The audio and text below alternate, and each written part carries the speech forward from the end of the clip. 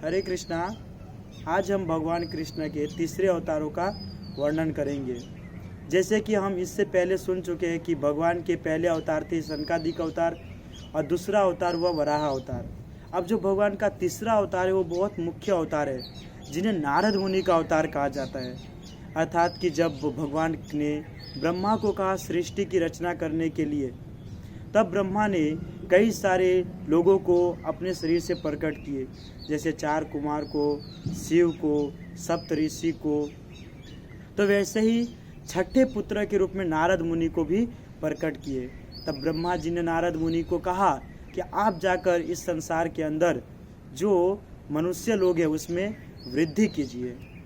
तो भगवान का ही अवतार होने के कारण नारद मुनि ने सृष्टि में आने से मना कर दिया। उन्होंने कहा नहीं, मैं आजीवन ब्रह्मचारी जीवन यापन करूंगा और भगवान की भक्ति साधना करूंगा। जिसके कारण ब्रह्मा जी ने उनको कुछ कहा नहीं और नारद मुनि जो है भगवान के भक्ति साधना में लग गए। और जैसे कि हम जाने जो सनातन कुमार है, अर्थात कि जो 4 कुमार है, वह भी जब ब्रह्मा जी से प्रकट हुए तो सेम इसी प्रकार उन्होंने ब्रह्मा जी से कहा कि मुझे भगवान की भक्ति साधना में लगना है, मुझे गृहस्थ जीवन यापन नहीं करना है। तो नारद मुनि भगवान की भक्ति में लग गए। और हम जैसे कि जानते हैं नारद मुनि जो है हमेशा धर्म के प्रचारक के रूप में गिना जाते हैं। जैसे कि स्वयं हम जाने कि ध्रुव महाराज है, ध्रुव महाराज भी भगवान को खोजने के लिए कई सारे रास्ते अपनाए, परंतु भगवान को प्राप्त नहीं कर पा रहे थे। तब नारद मुनि उनके गुरु के रूप में उन्हें बताया कि कौन से मंत्र का उच्चारण करना चाहिए, कैसे स्थान पर बैठना चाहिए। तब जाकर के उन्होंने, जो नारद मुनि ने कहा, उस बात को फॉलो किया ध्रुव महाराज जी ने तथा भगवान को प्राप्त किया। जैसे कि चैतन्य चरितामृत के भी वर्णन आता है कि एक मृगारी करके एक व्यक्ति रहता है जो जानवरों को आधा मारकर छोड़ देता था।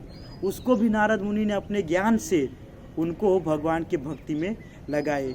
इस प्रकार नारद मुनि ने कई सारे क्षेत्र में धर्म का प्रचारक किए। और नारद मुनि ऐसे व्यक्ति है जिन्हें असुर भी प्रेम करते हैं और जो देवी देवता है वह भी प्रेम करते हैं। असुर भी उनका रिस्पेक्ट करते हैं, देव देवता भी रिस्पेक्ट करते हैं। नारद मुनि कहीं भी और किसी भी समय पर जा सकते हैं। कहते हैं कि ब्रह्मलोक में कुछ ऐसा संस्था बैठा हुआ था, आयोजन हुआ था, जिसमें कुछ नारद मुनि से मिस्टेक हुआ, जिनके कारण उसे मृत्यु लोक में आना पड़ा। तो मृत्यु लोक में जब नारद मुनि जी का जन्म हुआ तो अपने माता पिता के साथ रहते थे।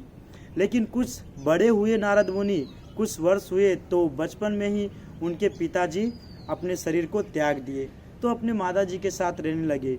जो उनकी माता थी वह भक्ति भाव रखती थी और सभी जो भी ब्राह्मण आते थे, साधु पुरुष आते थे, उन सबको भोजन करवाते थे तथा उन सबको बुलाते भी थे अपने घर पर प्रसाद के लिए, भोजन ग्रहण करने के लिए।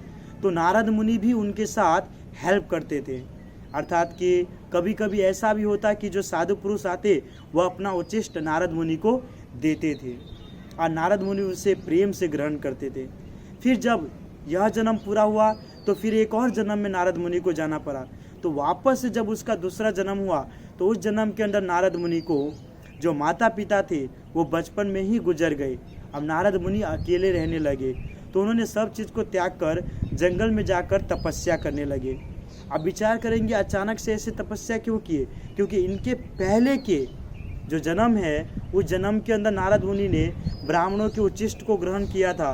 ब्राह्मण का जो सेवा करना होता है वह सेवा भी उन्होंने किया था, जिनके कारण ब्राह्मणों के आशीर्वाद के कारण, साधुओं के आशीर्वाद के कारण उन्हें अगले जन्म में भगवान की भक्ति मिली तथा वह भगवान का स्मरण करके, भगवान का तपस्या करके वापस से भगवान को प्राप्त किया और अपने धाम को चले गए।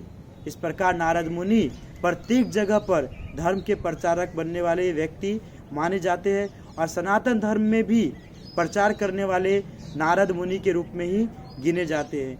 क्योंकि जब हम अपने गुरु परंपरा को देखते हैं तो गुरु परंपरा के अंदर नारद मुनि को भी रखा जाते हैं, क्योंकि सबसे ज़्यादा धर्म का प्रचार करने वाले व्यक्ति है वह है नारद मुनि। हरे कृष्णा। शिल प्रभुपाद की जय।